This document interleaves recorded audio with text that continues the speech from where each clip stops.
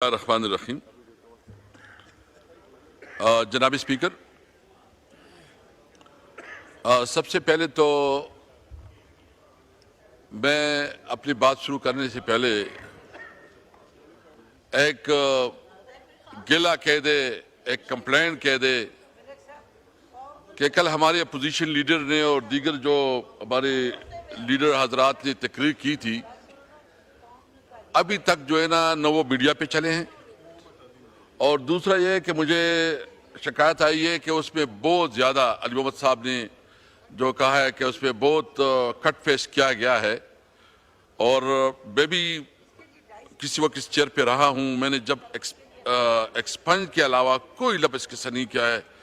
तो मैं आपसे रूलिंग चाहूँगा, हम कोई ऐसी बात नहीं करेंगे, हम ज़रूर ये करेंगे मैंने चाहूँगा कि हमें भी इक्वल अपॉर्चुनिटी मिले कि अगर इधर आपका लायो चलता मिलेगी। मुझे अली मोहम्मद साहब का मैसेज आया था सुबह, मैंने सुबह ही चेक कराया, उसमें थी कुछ जो मैंने वापस करवा दी है। जी इंशाल्लाह आपकी जाएगी। तो दूसरी बात ये कि और इस तरह उमर अयूब साहब की भी है, तो मैं ये ऑन रिकॉर्ड लाना चाहता था कि इस असेंबली का और इस पार्लियामेंट का एक डेकोरम है, एक प्रेस्टीज है। इसके जो पार्लियामेंटेरियन हैं, जो एमएनएस हैं, इनके प्रिविलेजेस हैं।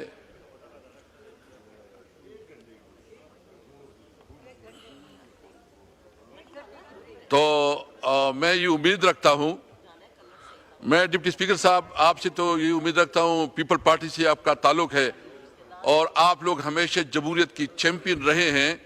लेकिन इस वक्त जो कुछ हो रहा है अपोजिशन के साथ, कि अपोजिशन की जो रूटीन स्पीचेस हैं, जो उसका हक है कि वो अपनी बात कौम तक पहुंचा सके और अपना नुक्ता नज़र दे सके, इस पार्लियामेंट में इस वक्त हमें अपना हक नहीं मिल रहा है और हमारा प्रिविलेज मुसलसल जो है ना वो ब्रेक हो रहा है। तो मैं रिकॉर्ड पे लाना चाहता था। जनाब स्पीकर, ईरान पे जो इसराइल ने हमला किया है और जिस तरह ईरान ने रिटेलिएट किया है और अपना जो हक दिफा इस्तेमाल कर रहा है, हम अपनी ईरानी भाइयों के साथ हैं। हम भरपूर तरीके से जो है ना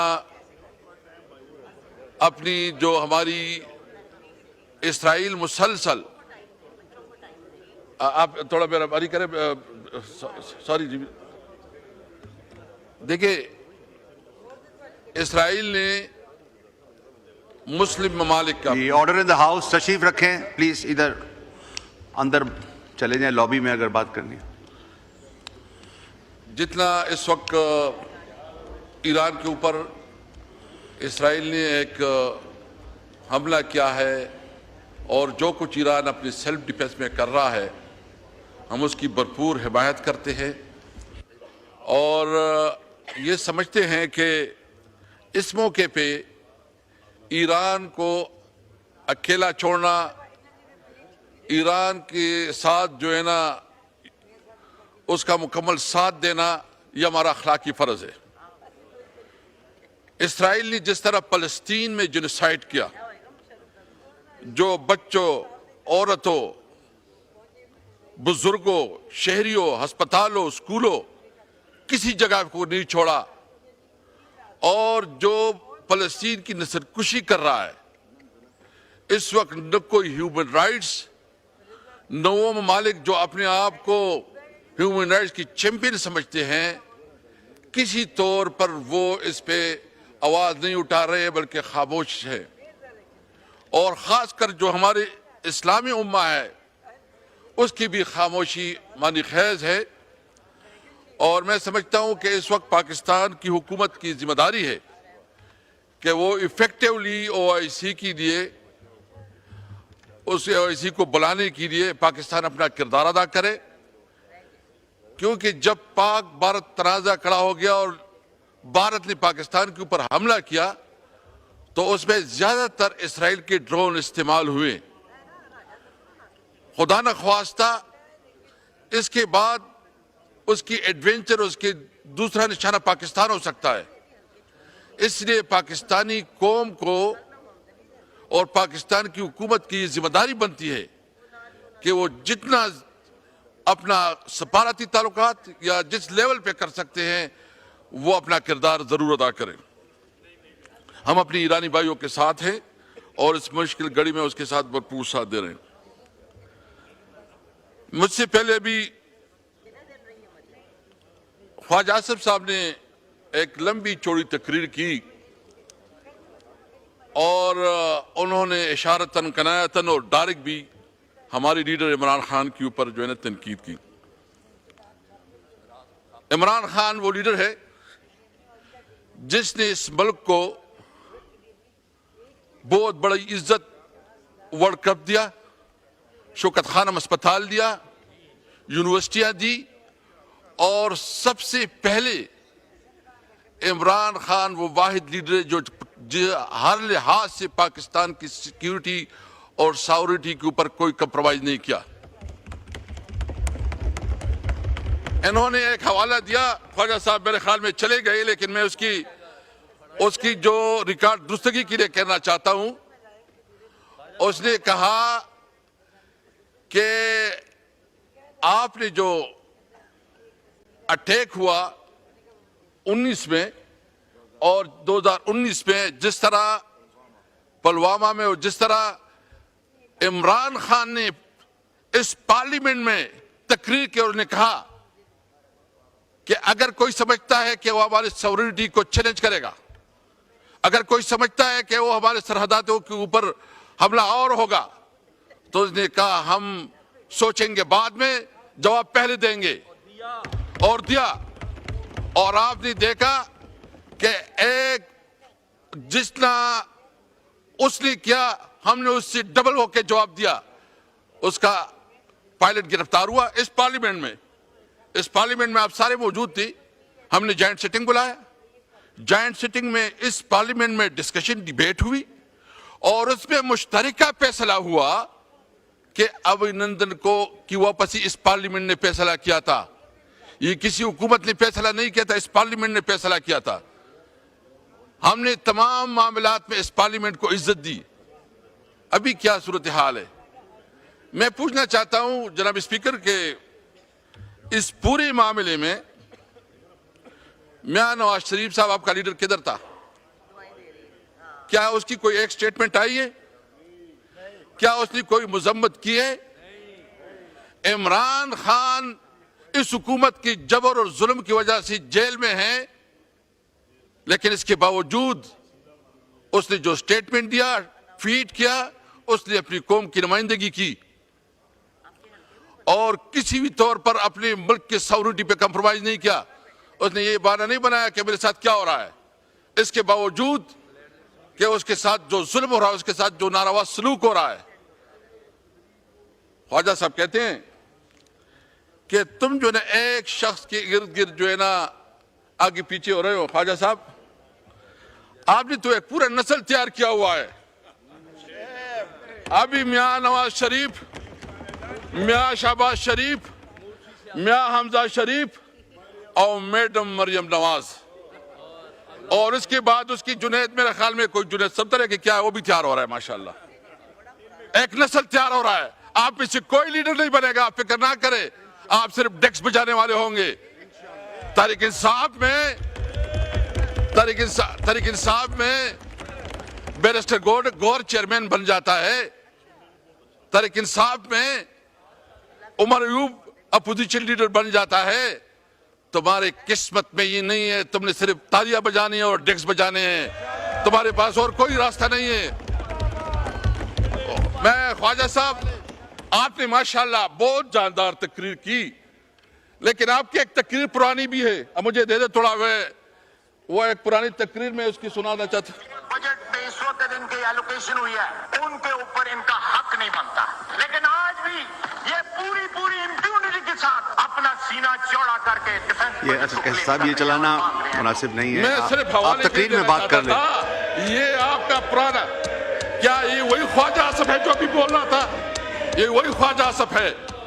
तुम हमें बताओगे कि देखे हमारे लीडर इमरान खान ने हमारे लीडर इमरान खान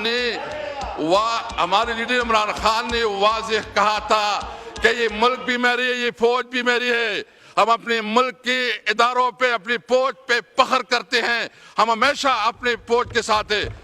लेकिन इसका मतलब नहीं है कि आपके पास कोई शर्म और करा है, कोई शर्म है। आप इस वक्त जिस इस सीट पे बैठे हैं, क्या आप इस सीट को आवाम ने आपको दिया है? पारम 47 के पैदावार इधर पे आपको ज़मीर मरामत नहीं करता, आपके अंदर कोई शर्म और हया नहीं आती। और आप पूरी लाहौर में सिर्फ 2 सीटें मुस्लिम लीग जीती है, टोटल 17 सीटों के मालिक है। और चोरी और किसको कहती है? तुमने तो मैंडेट चोरी क्या है? और तू जो तनख्वाह ले रहा है, हराम तनख्वाह ले रहा है, और तू जो प्रिविलेज ले रहा है, हराम प्रिविलेज ले रहा है। तुम जो कानून सारे ये फिर कहते हैं कि तुम सब कुछ एक लीडर के इर्द गिर्द कर रहे हो।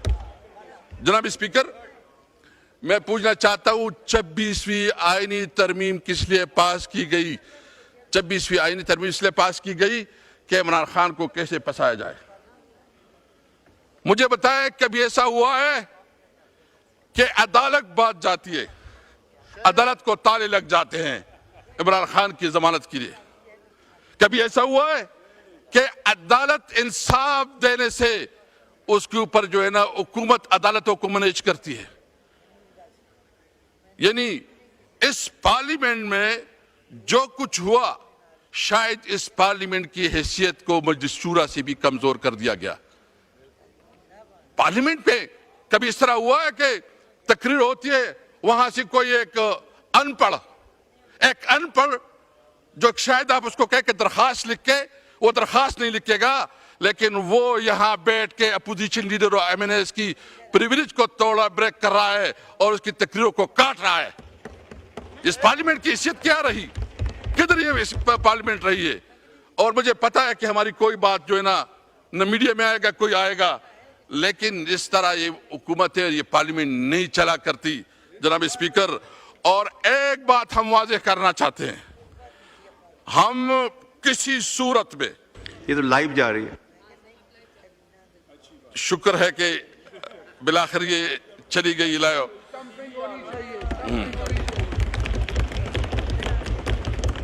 जनाब स्पीकर, इमरान खान जो कि पाकिस्तान का सबसे मकबूल लीडर है, जो कि हमेशा पाकिस्तान की बात करता है, पाकिस्तान की सॉवरेनिटी की बात करता है, आज़ाद खारिजा पॉलिसी की बात करता है, ये इनसे हजम नहीं हो रहा। आप जितना करे जुल्म करे, जितना तुम्हारा बस चले चलाओ, गोली चलाते हो, जेल भेजते हो, जो कुछ करना चाहते हो करो, हम डट के खड़े रहे इंशाअल्लाह इमरान खान के साथ। और कोई अगर समझता है कि इस हथकंडों से इमरान खान आप इसको कमजोर करेंगे, आप उसको कंप्रोमाइज करेंगे, ये आपकी गलतफहमी है। पूरी पाकिस्तानी कौम जो है ना इमरान खान के साथ खड़ी है। मैं इस वक्त दूसरी इश्यूज जो अपनी सूबे के हवाले से 2-3 इश्यूज हाईलाइट करना चाहता हूं जनाब स्पीकर। एनएफसी अवार्ड के मुताबिक हर सूबे का एक शेयर मुकर्रर है। हमारे सूबे का इस वक्त जो शेयर है वो 14% है। जब फाटा मर्ज हो गया तो उसका शेयर पर पॉलिसी वो 19% बन गया। अभी तक जो हमारा बुनियादी शेयर है कि जब खैबर पख्तूनख्वा को अपना शेयर मिले 19%, अभी तक वो उसका फैसला नहीं हो रहा और खैबर पख्तूनख्वा को अपनी बुनियादी कानूनी आईनी हक से महरूम रखा जा रहा है। और उसके मुताबिक जो दहशतगर्दी के खिलाफ हमें 1% दिया जा रहा है, और अब मियां शहबाज शरीफ साहब जब भी जाते हैं कहते हैं आपको तो 1% मिल रहा है, हम 1% इतने रुपये मिले हैं और आपने अपनी पुलिस के ऊपर क्यों नहीं खर्च किया। जनाब प्राइम मिनिस्टर साहब, आपसे पूछना चाहते हैं कि इस वक्त इस वक्त जो हमारे 4.84 ये हमारा शेयर है, अभी तक आप नहीं दे रहे हैं, जिसके मुताबिक हमारा शेयर बनता है 19.46 और इसकी जो आदाद शुमार है वो आपके पास पर ईयर हमारा जो है ना बनते हैं 381 बिलियन हमारे हर साल के बनते हैं। अभी तक खैबर पख्तूनख्वा को नहीं मिल रहे हैं। आपने वादा किया था कि फाटा मर्जर में हम हर साल 100 बिलियन और 10 साल में 1000 बिलियन जो है ना वो हम खैबर पख्तूनख्वा को देंगे ताकि फाटा की डेवलपमेंट पे काम हो जाए। अभी तक वो पैसे कहाँ हैं? गुज़िश्ता 6 सालों में 478 बिलियन रुपए जो है ना उसकी अदम अदायगी अभी रहती है। इसके अलावा पीएचडीपी में जो इन्होंने शेयर रखा है, कल मरूब साहब बता रहे थे 55 करोड़ रुपए टोटल पीएचडीपी में इन्होंने शेयर रखा है। यानी एक सूबे को आप अपने एनएफसी का जो शेयर है उससे भी महरूम रख रहे हो। जो 3% कमिटमेंट की गई थी कि तमाम सूबे 3% शेयर देंगे और वफाक देगा 3%, अभी तक सिर्फ खैबर पख्तूनख्वा अपना 3% दे रहे हैं, बाकी कोई सूबा और वफाक अपना शेयर नहीं दे रहा। आप एनएफसी में हमारा ड्यू शेयर नहीं दे रहे, आप जो कमिटमेंट है 3% वो पूरा नहीं कर रहे हैं। आप हमारा जो इस वक्त सिर्फ नेट हाइडल प्रॉफिट में जो हमारा बनता है 123 बिलियन 123 बिलियन रुपीस हमारा नेट हाइडल प्रॉफिट में बनता है, वो नहीं दिया जा रहा है। जो टोबैको में हमारा बनता है वो नहीं दिया जा रहा, टोबैको सेस में। तो ये तो इस किस्म की है कि पहले जब अंग्रेज के दौर में जब किसी गांव में एक शख्स कोई कार्रवाई होती थी तो पूरी गांव को सजा दी जाती थी। तो खैबर पख्तूनख्वा के अवाम ने पीटीआई को वोट दिया और इसकी वजह से पूरी खैबर पख्तूनख्वा को कलेक्टिव पनिशमेंट दी जा रही है। उनकी बुनियादी हुकूक और उनकी बुनियादी फंड नहीं दी जा रहे हैं। और ये अभी से नहीं है, जब से पीडीएम की हुकूमत बनी है। यानी क्या गुनाह किया? क्या वो इस मुल्क की इकाई नहीं है? क्या कानून और आइन के मुताबिक वो इस मुल्क का हिस्सा नहीं है? क्या जो हमारा हक बनता है, हमारा शेयर बनता है और आइन और कानून के मुताबिक हमारा शेयर बनता है, आप हमें नहीं दे रहे हैं? जनाब स्पीकर, मैं किसी को नहीं चाहता कि वो इस हालत तकलीफ से गुजरे जो कि हमारे फाटा के लोग गुजरे हैं। आप सोच सकते हैं, आप इमेजिन कर सकते हैं कि पूरी की पूरी गांव वो उजाड़ दी जाए, वो माइग्रेट की जाए, उनकी ख़वातीन, उनके बच्चे, उनके बुजुर्ग दूसरों के डेरों में, मस्जिदों में, घरों में रुल रहे हों और फिर आप इसको कहें कि नहीं, यहां तो आप जो है ना स्मगलिंग कर रहे हैं। यानी इस वक्त फाटा की साथ स्टेट क्या क्या है? क्या डेवलपमेंट दिया है? क्या कॉलेजेस बनाए हैं? क्या रोड्स बनाए हैं? क्या क्या है? और जो इस वक्त फाटा को मर्ज करके उसका सारा बोझ सूबे पे डाला गया है। सूबे की अपनी फाइनेंशियल पोजीशन इतनी नहीं हो सकती कि वो पूरा बोझ को उठा सके और वफाक अपना शेयर नहीं कर रही है। तो ये बुनियादी तौर पर कलेक्टिव पनिशमेंट है जो कि खैबर पख्तूनख्वा के अवाम को दिया जा रहा है। हम इसकी भरपूर मजम्मत करते हैं। और अभी एक नया टैक्स जो है ना, जो फाटा और फाटा के ऊपर जो है ना 10% टैक्स,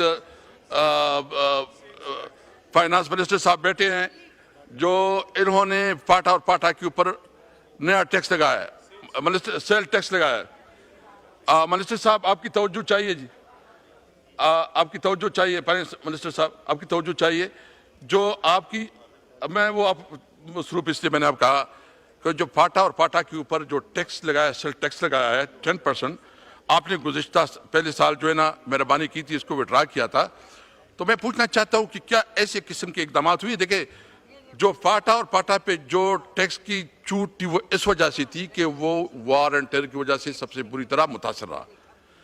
अभी तक वो इलाका उस सिचुएशन से नहीं निकला।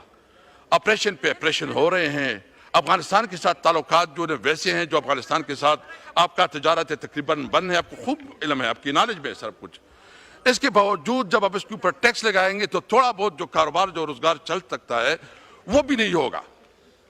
तो ये मेहरबानी करें, स्पेशली को रिव्यू कर ले। हम आपके साथ बैठ जाएंगे, अगर आप हमें टाइम दे दें, आपके साथ बैठ जाएंगे, डिस्कस कर लेंगे, क्योंकि ये जो सारा सिलसिला चल रहा है तो ये क्योंकि ये बिल्कुल किसी भी सूरत में जो है ना, ये कौन बात कर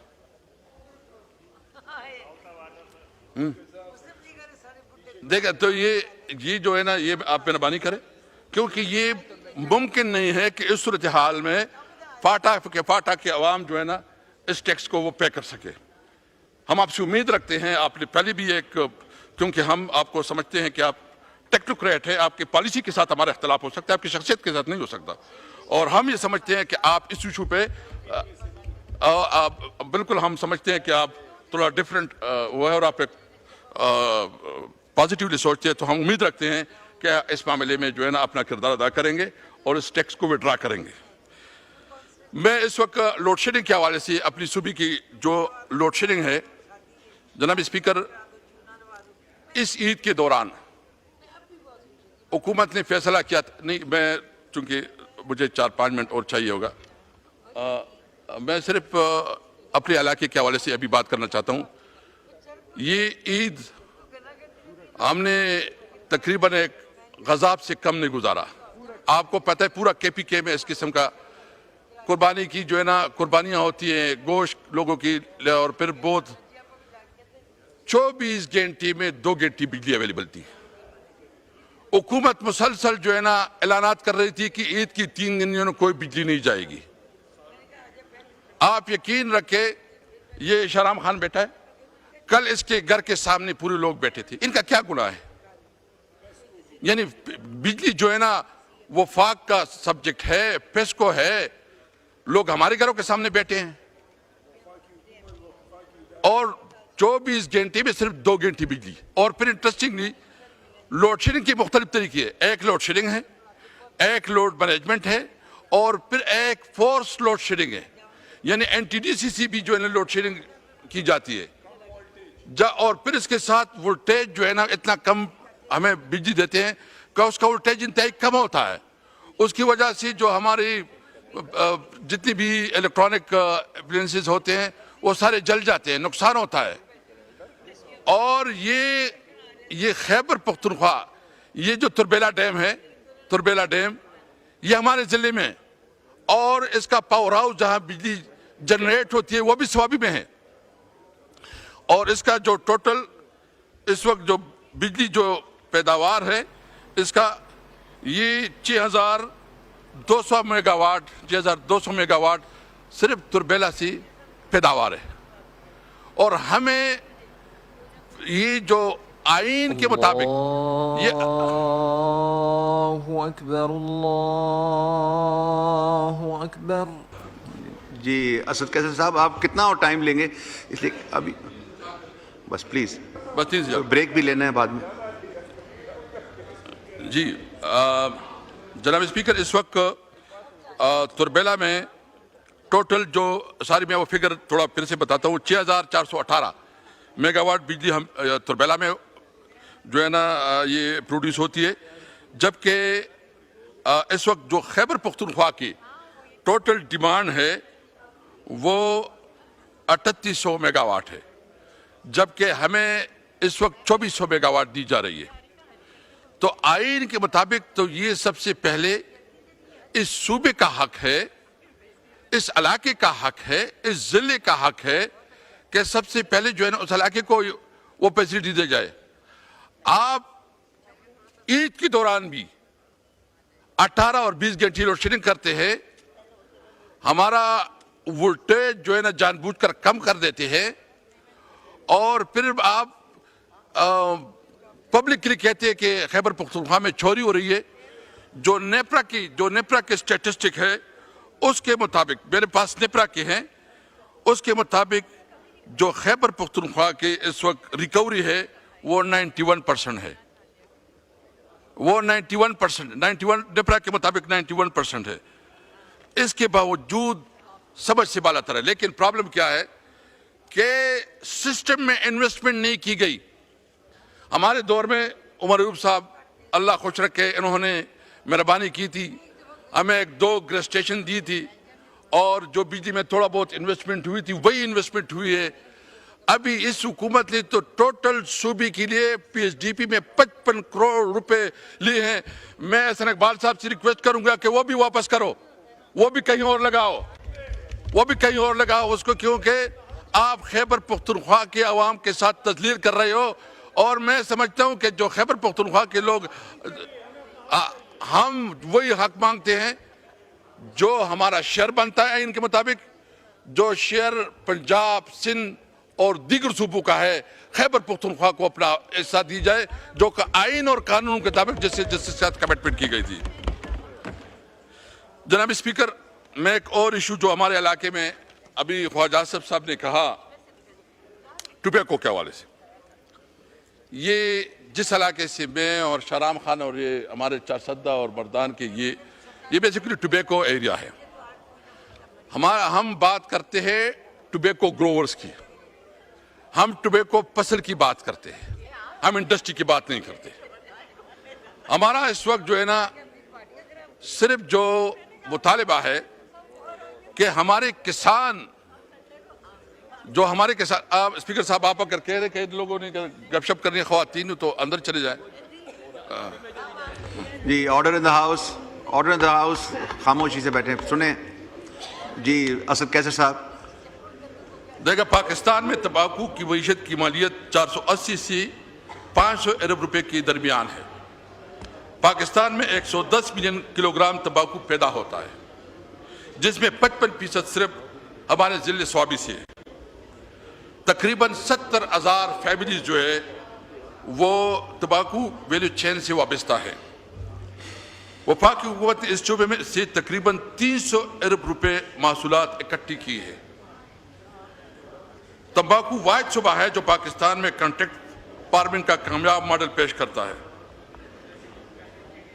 बेसिकली इस वक्त वफाकी हुकूमत ने टोबैको बोर्ड एक इदारा था और अभी भी इदारा है, लेकिन उसके डायरेक्टर अभी तक तैनात नहीं हुए, तो वो जो इसका हुकूमत ने कानूनी तकाज़े के बावजूद मिनिमम इंडिकेटिव प्राइस का ऐलान नहीं किया, क्योंकि ये बेसिकली उसूल है, कानून है। 2 मिनट और चाहिए। ये बेसिकली उसूल है कि जब जिस साल टोबैको की प्राइस का तयन होता है वो अगले साल से उसका रेट ज़्यादा होता है। वो तयन करता है टोबैको बोर्ड। टोबैको बोर्ड को इन्होंने डिसफंक्शन कर दिया है और इस वक्त टोबैको बोर्ड के डायरेक्टर्स नहीं हैं, तो अभी तक वफाकी हुकूमत ने कोई कीमत का तयन नहीं किया और इसका सारा असर जो है ना वो फार्मर पे, किसान पे आएगा। इसका असर ये होगा और मसला ये हो गया कि अभी ख्वाजा आसिफ साहब जिस तरह फरमा रहे हैं, सबसे पहले मैं ये बात करना चाहता हूँ कि मेरा टोबैको के साथ कोई ताल्लुक नहीं है। मैं उस इलाके का नुमाइंदा हूँ जहाँ टोबैको ग्रो होता है। मैं अपने लोगों का नुमाइंदा हूँ। मेरा कारोबार न मेरा इंडस्ट्री है न मैं कोई कारोबार है। मैं पब्लिकली यहाँ कहना चाहता हूँ कि अगर किसी ने ये बताई कि मेरा टोबैको के साथ का कारोबार या ताल्लुक है तो वो बताए, रिकॉर्ड लेके आए। मेरा कोई नहीं है, मेरा सिर्फ एक ताल्लुक है कि मेरे इलाके की आवाम जो है ना वो टोबैको ग्रोवर्स है, मैं उसकी नुमाइंदा हूँ। एक ताल्लुक है। आपने कश्मीर का कहा, हम भी समझते हैं कि इस वक्त जो कंपनियां हैं वो सारे जो शिफ्ट हो गए उधर कश्मीर, और यहाँ चंद कंपनियों की को ये पूरी जो हमारी किसान बिरादरी है जो टोबैको इसके हवाले कर दिया गया। उसका मसला क्या होगा? उसका मसला ये होगा कि क्योंकि चंद लोगों की इजारादारी कायम हो जाएगी, वो मनपसंद कीमत डिमांड करेंगे, वो उसकी वजह से हमारे किसान बुरी तरह वैसे भी मुतासिर है। इस हुकूमत पे तो किसान पंजाब के हो, वो गंदम के किसान हो, वो शुगर मिल के किसान, गन्ने के किसान हो या दीगर या सिंध के किसान हो। किसान तो वैसे ही रुल गए, किसान को तो तबाह बर्बाद कर दिया। इस हुकूमत के एजेंडे में तो किसान है ही नहीं। किसान को तो उन्होंने जिस तरह पंजाब के किसानों को उन्होंने ओपनली छोड़ दिया कि प्राइवेटली जो मैनेज कर सके, और उन्होंने मरियम मैडम ने अपने आप को लाताल्लुक रखा है। तो इंशाल्लाह जब इलेक्शन आएगा पता चल जाएगा कि किसान तुम्हारा क्या हाल करेगा। पंजाब में आप समड़ियाल में आपने अंदाजा कर दिया, अगर ये इलेक्शन फ्री और फेयर होता तो समड़ियाल में आपका कोई सीट न होता। तो मैं सिर्फ मुतालिबा ये करता हूँ कि टुबैको के लिए सबसे पहले जो मिनिमम इंडिकेटर प्राइस है उसका जल्द से जल्द ऐलान किया जाए, और साथ साथ मेरा ये भी मुतालिबा है कि जो छोटी उन्होंने कश्मीर में यहाँ जहाँ भी, इनको हर सूरत में, हमें इस ताल्लुक नहीं, आप इंडस्ट्री के साथ जो भी जितना भी टैक्स लेना चाहते हैं, जितना टैक्स लेना चाहते हैं, आखिरी बात कीजिएगा प्लीज, लेकिन जितना भी टैक्स लेना चाहते हैं, लेकिन हमारे किसानों को प्रोटेक्ट करे, उनकी जो कीमत है वो कीमतें सही तायुन करवाएं, उसको प्रोटेक्ट करें। मैं सिर्फ बिजली के हवाले से आखिरी कहूँगा कि अगर ये 3 मुतालिबात हैं, टुबैको की आवाम को उनका हक नहीं दिया गया, जो फाटा और फाटा की जो टैक्स का उन्होंने लग गया उसको खात्मा नहीं किया गया, और हमारे सूबे में लोड शेडिंग का खात्मा न किया गया, या लोड शेडिंग जो है जो शेड्यूल है पूरे पाकिस्तान के लिए उसके मुताबिक हमारे साथ भी डील किया जाए, और खैबर पख्तूनख्वा के अवाम को भी पाकिस्तान के नुमाइंदे और शहरी तस्लीम किया जाए। अगर ये जो लोड शेडिंग है इसका खात्मा नहीं किया गया तो हम ये सारे जहाँ बैठे हैं, हमने फैसला किया है कि हम सब मोटरवे पे बैठेंगे, ठीक है, और अपने हवास तक, अपने हक के लिए हर हद तक जाएंगे, ठीक है, इंशाअल्लाह ताला। मैं आखिर में शुक्रिया अदा करता हूँ, और इमरान खान ज़मीर का कैदी है, इमरान खान इस मुल्क का एक बहुत बड़ा लीडर है।